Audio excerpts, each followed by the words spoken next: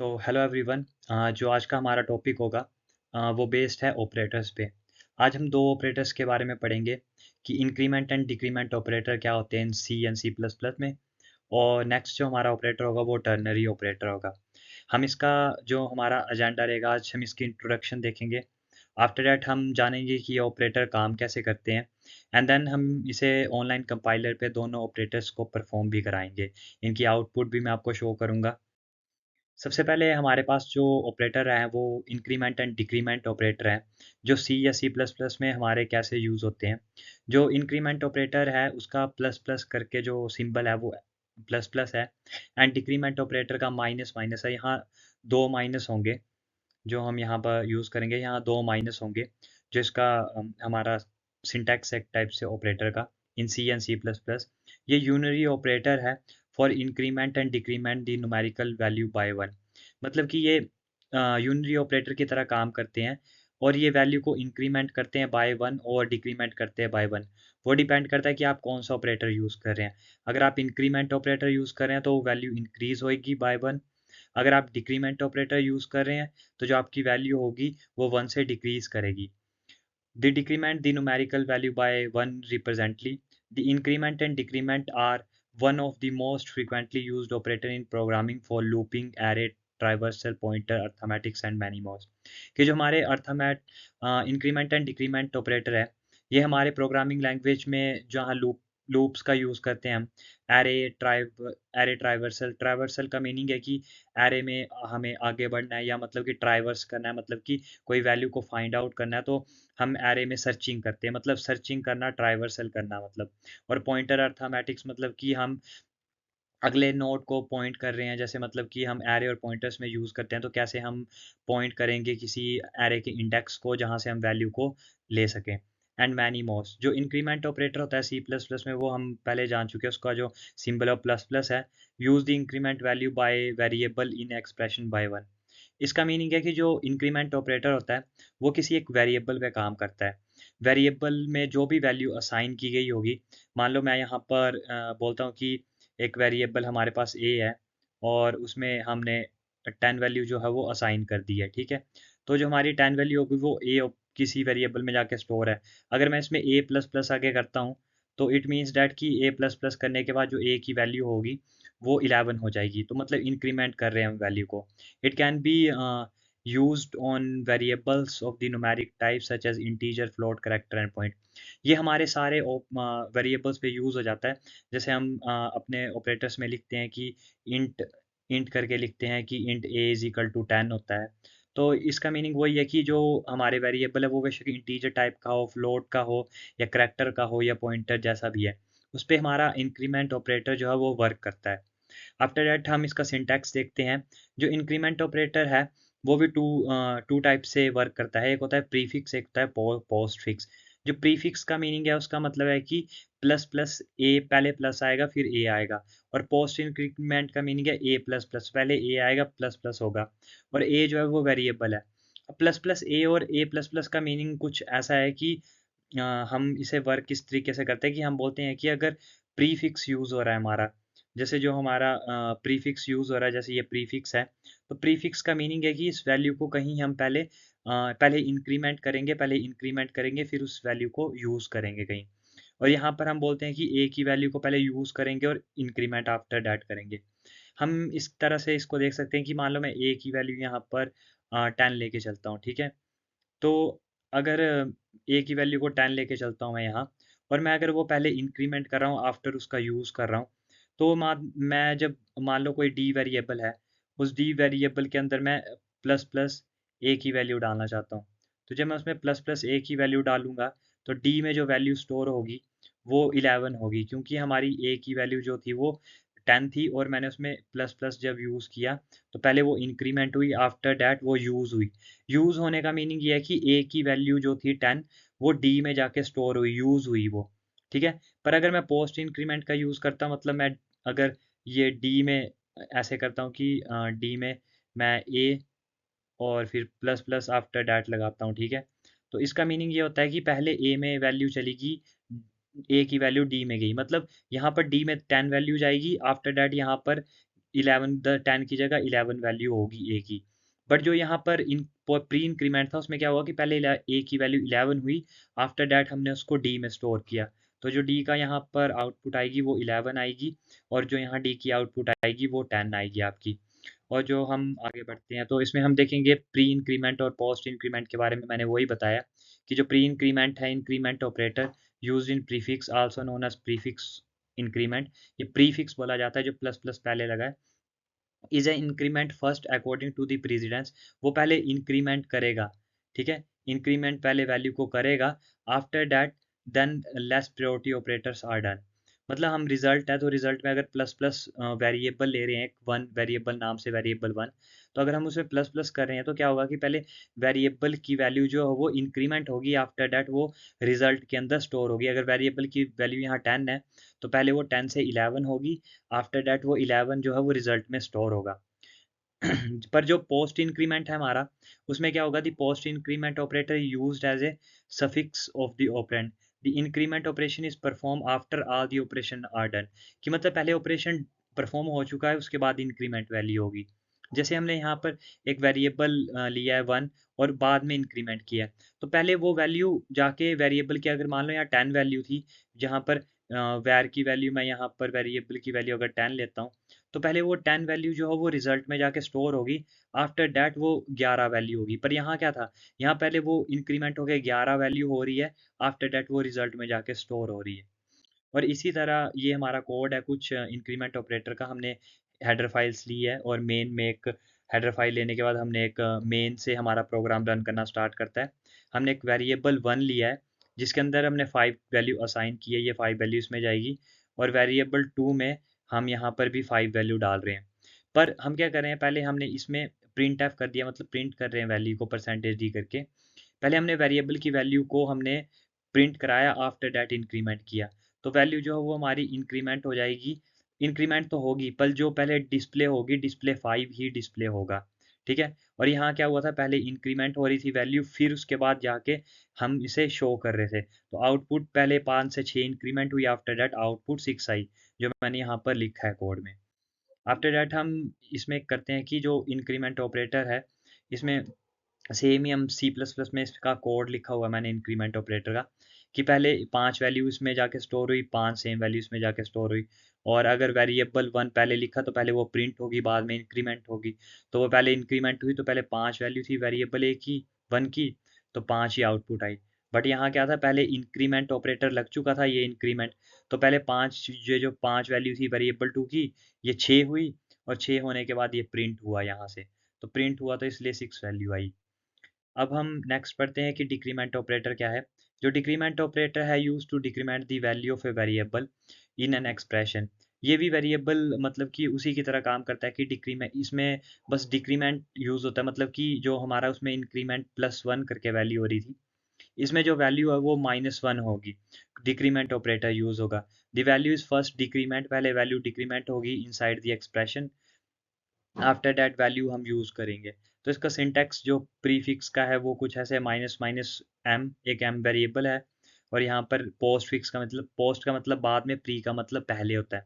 तो minus minus इसलिए पहले आया क्योंकि प्री का मीनिंग हुआ पहले, तो माइनस माइनस एम, और पोस्ट का मतलब हुआ बाद में, मतलब एम प्लस प्लस, और एम यहाँ पर हमारा कोई वेरिएबल था। तो जो हमारा प्री डिक्रीमेंट है उसमें उसी तरह इंक्रीमेंट की तरह ही चलेगा, कि पहले प्री इंक्रीमेंट में पहले इंक्रीज होगी वैल्यू, आफ्टर डेट यूज होगी, और पोस्ट में पहले इंक्रीमेंट होगी, आफ्टर डेट यूज होगी। उसमें पहले प्री इंक्रीमेंट में जो है वो पहले, पोस्ट में हमारी पहले, पोस्ट बाद में आएगा तो पहले यूज होगी इसमें। The post decrement happens when the decrement operator is suffix of the variable. इसमें हम decrement operation is perform after the other operand are evaluated, मतलब एक ही वैल्यू पहले स्टोर हो जाएगी, या जो भी एम हमने लिया।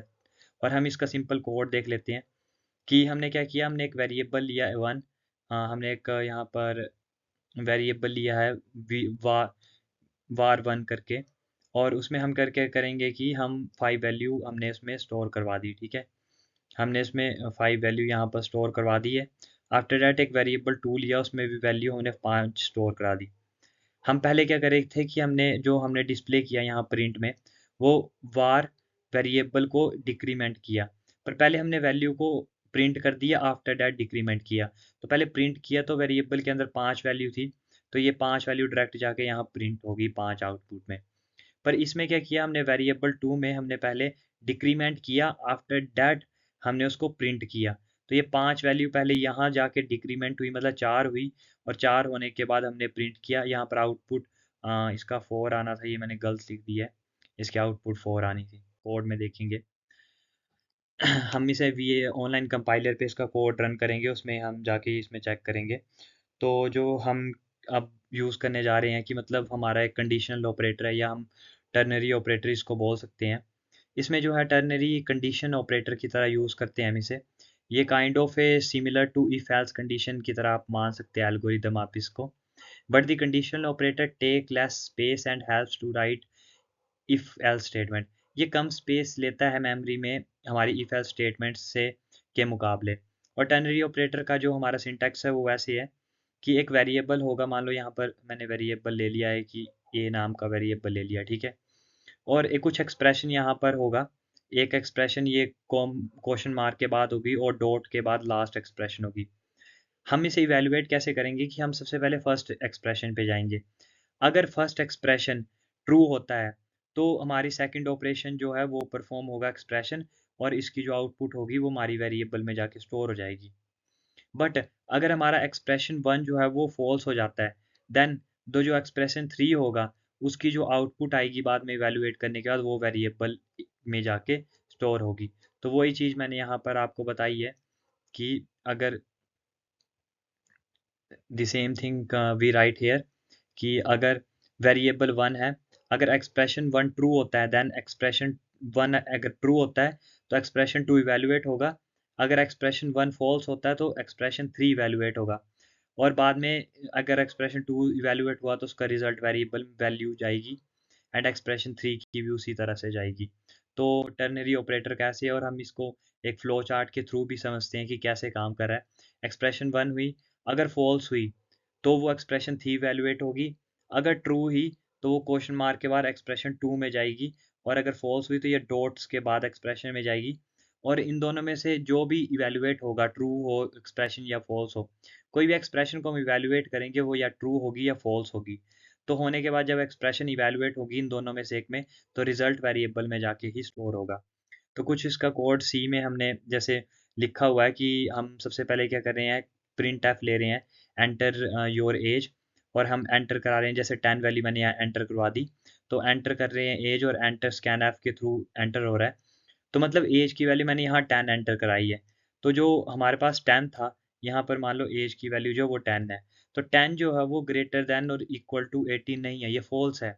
क्योंकि 10 वैल्यू जो है वो ना 18 से बड़ी है ना 18 के इक्वल है।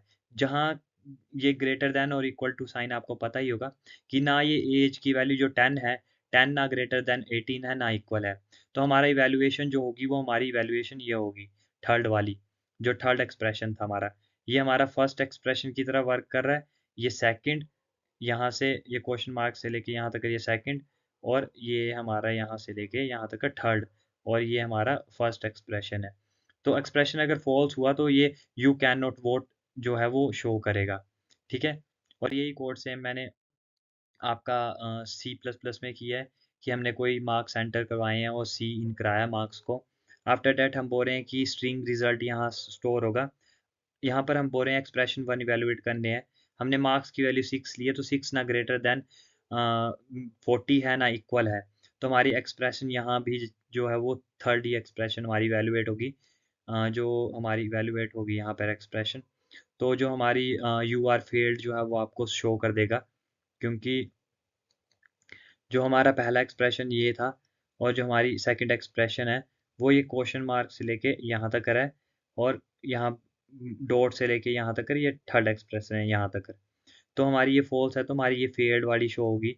तो ये तो नॉर्मली यहाँ पर जो मैंने सी आउट किया है तो ये डायरेक्टली शो करेगा यू रिजल्ट, यू, पहले ये यू एंड हम फेल्ड हो गए हैं एग्ज़ाम के अंदर, मतलब यू जो है वो पहले प्रिंट होगा। आफ्टर दैट हमारी रिजल्ट की वैल्यू जो हमारी फेल्ड वैल्यू थी वो फेल्ड वैल्यू इस रिजल्ट में जाके स्टोर हुई, और ये रिजल्ट जो है वो यहाँ पर जाके स्टोर हुआ। तो पहले यू फेल्ड जो आंसर आया था दी एग्ज़ाम, तो इस तरह से हमारे और सेम प्रोग्राम तो हमने हम अपने यहाँ कंपाइलर के पर ऊपर आ चुके हैं, डिक्रीमेंट जो है हमारा बट यहाँ सी पे का मैंने प्लस कंपाइलर है। प्लस कर दिया, ये माइनस सबसे पहले माइनस यहाँ होना था पर कोड में। हम अपना एंड आउटपुट इंक्रीमेंट इसकी ऑपरेटर 5 ही जो आनी थी और इसकी था 4 उसके आउटपुट कोड आनी को थी रन इसको। करेंगे। यहाँ से मैं पहले कोड को कॉपी कर लेता हूँ। तो मैंने यहाँ पर कोड को जो कॉपी किया यहाँ से, और कॉपी करने के बाद हम यहाँ इसको रन करेंगे सी में। तो पहले हम सारे सी के कोड यहाँ पर रन करके देख लेंगे। यहाँ पर हमने इसके रन किया तो मेन की वैल्यू यहाँ से हम हटा देंगे। एंड आफ्टर डैट ये रिटर्न ज़ीरो भी हम हटा देंगे, क्योंकि रिटर्न ज़ीरो एक ही बार आता है। तो आप देख सकते हैं जो हमारी आउटपुट आएगी वो 5 एंड 6 आएगी, क्योंकि वेरिएबल वन में हमने यहाँ पर 5 वैल्यू ली है, और हम पहले वैल्यू को प्रिंट करा रहे हैं, आफ्टर डैट इंक्रीमेंट कर रहे हैं, तो 5 ही रहेगी वैल्यू। पर यहाँ पर हम क्या कर रहे हैं, पहले अगर इस पहले इंक्रीमेंट कर रहे हैं, इंक्रीमेंट करने के बाद हम वैल्यू को प्रिंट करा रहे हैं। अगर मैं यहाँ भी प्लस प्लस लिख देता, वैल्यू में यहाँ भी प्लस प्लस लिख देता और रन कराता, तो दोनों आउटपुट यहाँ देख सकते हैं आप 6 आ रही है, क्योंकि पहले इन दोनों इंक्रीमेंट हो रही है, प्लस प्लस यूज़ हो रहा है, आफ्टर डैट वो डिक्रीमेंट हो रही है। अब हम इसी के कोड को जो है वो सी प्लस प्लस के कोड को देखेंगे इसमें।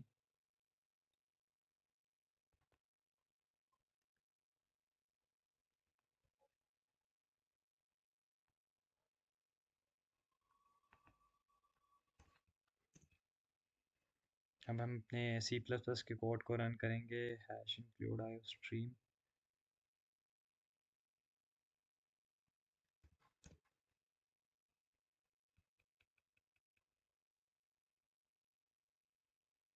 यहाँ हैश हमने यूज़ नहीं किया है, तो उसकी वजह से एरर आ रहा है। और यहाँ पर तो आप आउटपुट देख सकते हैं कि हमने पहला 5 लिया और बाद में इंक्रीमेंट किया, प्लस प्लस बाद में यूज़ किया है, इसलिए जो वेरिएबल है वो हमारा 5 ही शो कर रहा है। अब ये प्रोग्राम के बारे में आपको मैं बता भी देता हूँ। सबसे पहले हमने हेडर फाइल्स ली है iostream.h। मेन से हमारा प्रोग्राम स्टार्ट हो रहा है, एक इंटीजर टाइप की हम शो कर रहे हैं कि इंटीजर टाइप के हम दो वेरिएबल ले रहे हैं, जिनमें 5 वैल्यू साइन हो रही है। सी आउट जो हमारा यूज़ होता है वो प्रिंट करने के लिए यूज़ होता है कोई भी वैल्यू को, और एंडल जो है वो नेक्स्ट लाइन में जाने के लिए यूज़ है। तो हम वेरिएबल वन की वैल्यू को प्रिंट कर रहे हैं यहाँ, सी आउट में भी यहाँ वेरिएबल वैल्यू की प्रिंट कर रहे हैं, एंड रिटर्न का मीनिंग हम वापस आ जा रहे हैं रिटर्न। एंड इसमें भी सेम है कि प्रिंट एफ जो है यहाँ पर प्रिंट के लिए यूज़ होता है सी में, और उसमें सी आउट यूज़ होता है, और यहाँ पर प्रिंट कर रहे हैं हम सेम वैल्यू। अब हम डिक्रीमेंट ऑपरेटर का भी ऐसे ही यूज़ होगा। अब हम अपने टर्नरी ऑपरेटर के ऊपर जाते हैं, क्योंकि डिक्रीमेंट ऑपरेटर भी सेम तरीके से रन होगा, बस माइनस माइनस और प्लस प्लस का फ़र्क है। तो हम सबसे पहले सी का कोड जो है वो टर्नरी ऑपरेटर का हम रन करेंगे। तो जब मैं इसे रन कर रहा हूँ तो आप देख सकते हैं कि हमारी यहाँ पर आउटपुट हम एंटर एज जो है वो, सबसे पहले हम एक इंटीजर टाइप एज ले रहे हैं। स्कैन एफ का मीनिंग होता है कि यहाँ पर प्रिंट एफ का मीनिंग है कि करली ब्रैकेट्स में जो भी आएगा वो डायरेक्टली प्रिंट हो जाएगा, वो प्रिंट हो गया। आफ्टर डेट हम स्कैन एफ का यूज़ करते हैं कि हमें किस तरह की ये इनपुट लेने के लिए यूज़ होता है स्कैन एफ यूज़र से। परसेंटेज डी का मीनिंग है कि हम इंटीजर टाइप की वैल्यू ले रहे हैं, तो परसेंटेज डी, अगर फ्लोट टाइप की वैल्यू ले रहे होते तो परसेंटेज एफ यूज़ होता। और एंड ऑफ एज का मीनिंग है कि हम किसी एड्रेस पे जाके वो वैल्यू को स्टोर कर रहे हैं एंड ऑफ एज करके, ठीक है। तो एंड ऑफ एज में कोई भी वैल्यू, मैं वैल्यू ले लेता हूँ कि 20 वैल्यू ले लेता हूँ। तो 20 वैल्यू का मीनिंग क्या आता है कि वो 18 से बड़ी है, तो हमारा एज में यहाँ पर ये जो एज है कोड में यहाँ 20 आएगी, तो हाँ 20 11 से 18 से ग्रेटर है ये वैल्यू। तो हमारी print F you can vote जो है वो शो करेगा। तो हम जब प्रिंट करते हैं इसको, सॉरी ये मैंने रन कर दिया, तो 20 करते हैं और एंटर करते हैं, तो हम हाँ वोट कर सकते हैं। पर अगर ये वैल्यू मैं यहाँ पर 12 दे देता, कम दे देता 18 से, तो ये थर्ड वाला एक्सप्रेशन जो है ये इवैल्यूएट होता, सेकंड नहीं होता। तो ये रन करते, तो इसने आंसर दे देता है यू कैन, यहाँ पर हम 6 लेके चलते हैं, तो यू कैन नॉट वोट। जो 18 से अप होंगे या इक्वल होंगे वो ही वोट कर सकते हैं। अब सी प्लस प्लस पे भी हम डिक्रीज का टर्नरी ऑपरेटर जो का प्रोग्राम रन करके देखेंगे।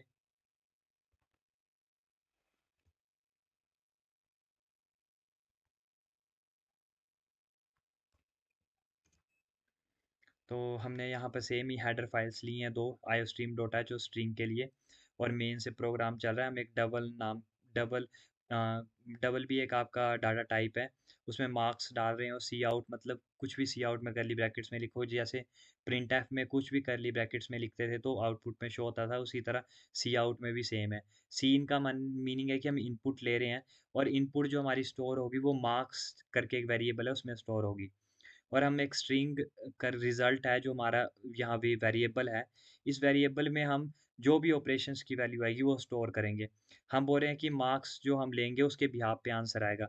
अगर मैं मार्क्स 40 से ग्रेटर रहता हूँ या 50 लेता हूँ तो हमारा ये एक्सप्रेशन इवेलुएट होगा पास्ट, और पास्ट जाके रिजल्ट में स्टोर हो जाएगा। और जब हम उसे सी आउट करेंगे तो सी आउट करने के बाद वो बोलेगा कि जो आपका यू और रिजल्ट में जो पास शो होगा, your result the exam, you pass the exam, sorry ये आउटपुट आएगा। तो मैं यहाँ पर ले लेता हूँ कि मैं 50 वैल्यू ले लेता हूँ कि मैंने 50 ली और एंटर किया तो इसने बोल दिया यू पास द एग्ज़ाम, मतलब सी आउट करने के बाद जो सी आउट ये हम सी आउट कर रहे हैं तो ये यू ऑटोमेटिकली जो करली ब्रैकेट्स में आया वो प्रिंट हो गया, और रिजल्ट की वैल्यू यहाँ स्टोर थी ये स्ट्रिंग में, स्ट्रिंग रिजल्ट में, तो वो थी पास, क्योंकि ये पहला एक्सप्रेशन ट्रू था तो सेकंड वाला रन हुआ। And result and the exam, अगर मैं सेम वैल्यू अगर एंटर दी वैल्यू करने के बाद मैं यहाँ पर 50 का दिया, तो अगर मैं एंटर करने के बाद अगर मैं 40 से कम वैल्यू लेता हूँ, ठीक है, मैंने 20 वैल्यू ले ली तो ये बोल देगा you can fail your exam. तो थैंक यू सो मच, हमारा ये लेक्चर यहाँ ही ख़त्म होता है। ऑपरेटर्स काम करते हैं। अब हम इसे सी प्लस प्लस के कंपाइलर या उस पे कोड को देखेंगे